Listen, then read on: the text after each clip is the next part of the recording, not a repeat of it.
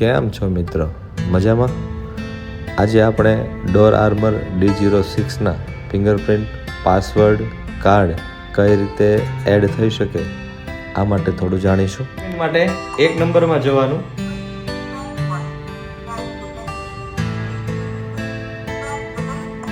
ફરીથી 1 નંબરમાં, એટલે આની અંદર તમારે 8 વખત ફિંગરપ્રિન્ટ નાખવાની છે.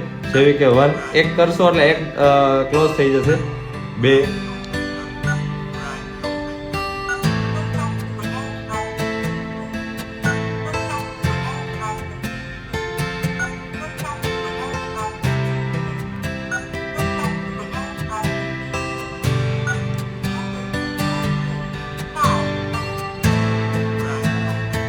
યુઝર્સ ફિંગરપ્રિન્ટ્સ આપણી એડ થઈ ગઈ છે. તો આવા બીજા યુઝર્સ હોય તો આ ફરીથી તમે આમની અંદર જે 8 આવે છે એ રીતે તમે નખાવી શકો છો. હવે આપણે બેક લઈશું.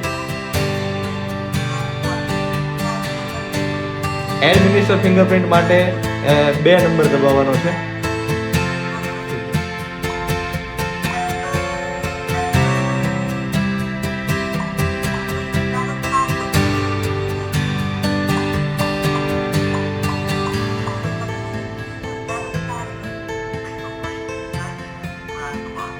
ફિંગરપ્રિન્ટ માટે ફરીથી 1 માં જવાનું. 1 નંબર છે યુઝર ફિંગરપ્રિન્ટ છે, 2 નંબર છે એ એડમિનિસ્ટર ફિંગરપ્રિન્ટ છે. તો એડમિનિસ્ટર ફિંગરપ્રિન્ટ માટે 2 નંબરમાં જવાનું. એડમિનિસ્ટર ફિંગરપ્રિન્ટમાં અંદર ગયા પછી 1 થી 8 આલ્ફાબેટ લખેલા આવશે. તો એ 8 વખત સુધી તમારે ફિંગરપ્રિન્ટ તમારી નાખવાની છે.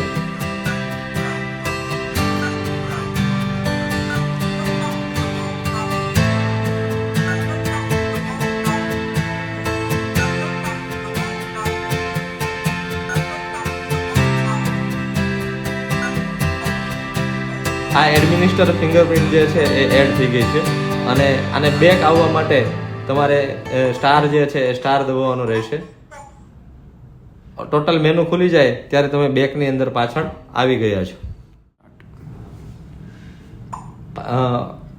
પાસવર્ડ માટે સ્ટાર હેઝ દબાવશો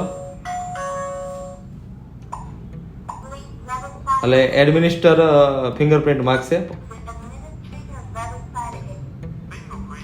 એડમિનિસ્ટર મારો જે થમ હતી એ મેં થમ આપી એટલે એડમિનિસ્ટર આવી ગયું છે.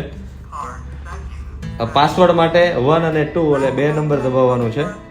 તો એમની અંદર પણ 1 નંબર જે છે એ યુઝર પાસવર્ડ છે અને સેકન્ડ નંબર જે છે એ એડમિન પાસવર્ડ છે. તો પાસવર્ડ હંમેશા આપણે યુઝર્સ જ રાખવાનો હોય છે, એડમિન પાસવર્ડ રાખવાનો ના હોય. એટલે એટલા માટે 1 નંબર પર દબાવશું. આની અંદર આપણે ટોટલ 6 આંકડાનો પાસવર્ડ રાખવાનો હોય છે, જે હું સેટ કરું છું મારી રીતે. પાસવર્ડ સેટ કર્યા પછી કન્ફર્મ માટે હેઝ દબાવવાનું. હજી ફરીથી 1 વખત કન્ફર્મેશન માટે આપણો જે પાસવર્ડ આપણે સેટ કર્યો છે એ પાસવર્ડ નાખવાનો હોય છે. અને ફરીથી કન્ફર્મેશન માટે હેઝ દબાવવાનું.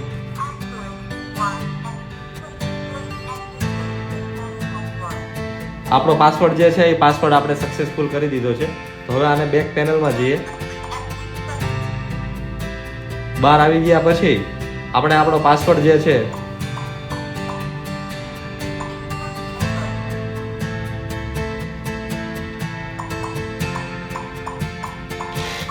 આપણો લોક જે છે એ ઓપન થઈ ગયો છે. જ્યારે આપણો લોક ઓપન થાય ત્યારે આ રીતનું સિગ્નલ જે છે એ સિગ્નલ આપણા જે સ્માર્ટ કાર્ડ લોકની સાથે જે આવેલા હોય છે એમને સેટ કરવા માટે સ્ટાર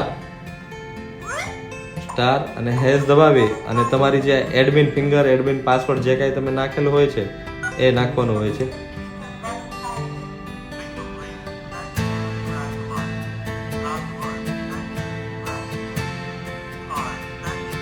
કાર્ડ માટે 3 નંબર દબાવવાનું. અને કાર્ડ માટે પણ યુઝર્સ માટે 1 નંબર, તો આપણે 1 નંબર દબાવીએ.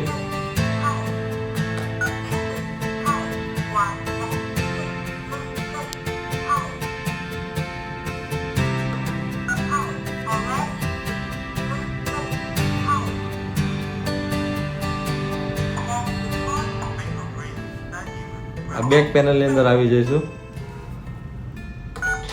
કાર્ડ આપણે ટચ કરશું એટલે આપણો લોક જે છે એ લોક આપણો ઓપન થઈ જશે. ત્યાર પછી આપણે સિસ્ટમ સેટિંગમાં જઈને આપણો લોક જે છે આખો લોકને રીસેટ કરવો હોય તો એ રીસેટ લોક કરવા માટે સ્ટાર હેઝ અને એડમિનિસ્ટર પાસવર્ડ તમારે નાખવાનો, એડમિનિસ્ટર ફિંગર નાખવાનું. ત્યાર પછી 4 નંબરની અંદર જોવાનું.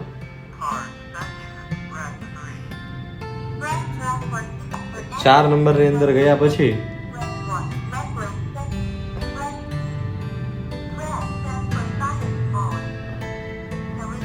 4 નંબરનો ઓપ્શન છે એ રીસેટ સેટિંગનો છે.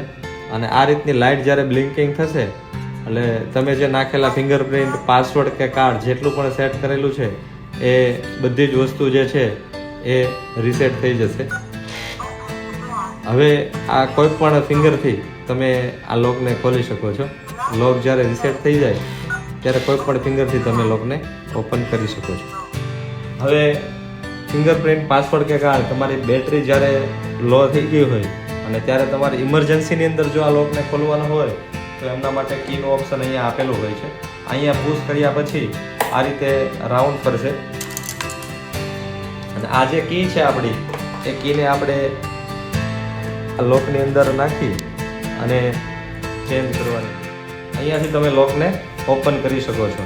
અને સાથે સાથે તમે પાવર બેંકથી પણ અહીંયા સી પિનનું ચાર્જર આપેલું છે એ પાવર આપીને પણ તમે બહારથી ઇમરજન્સી માટે લોકને ઓપન કરવો હોય ત્યારે ઓપન કરી શકો. પણ એક અહીંયા સેફ્ટી લોક આપેલો હોય છે કે જે અંદરની સાઈડથી તમે આ લોકને ઓપન કરો છો તો બહારથી ફિંગરપ્રિન્ટ, પાસવર્ડ, કાર્ડ કે કીથી પણ આ જે લોક જે છે એ લોક ઓપન થતો નથી. આ સેફ્ટી લોક હોય છે કે જે અંદરથી એક વખત ઓન કર્યા પછી અંદરથી જ ઓફ કરવો પડે છે. અને ત્યાર પછી આની અંદર જ્યારે બેટરી ડાઉન કે જે થાય ત્યારે એની અંદર સેલ નાખવાના હોય છે HHના. તો એ સેલ 4 સેલ જે છે એ 4 સેલ આપણે અહીંયા ચેન્જ કરવાના હોય છે. આ 4 સેલ ચેન્જ કરવાથી ફરીથી આપણો લોક જે છે એ વર્કિંગ ચાલુ થઈ જાય છે.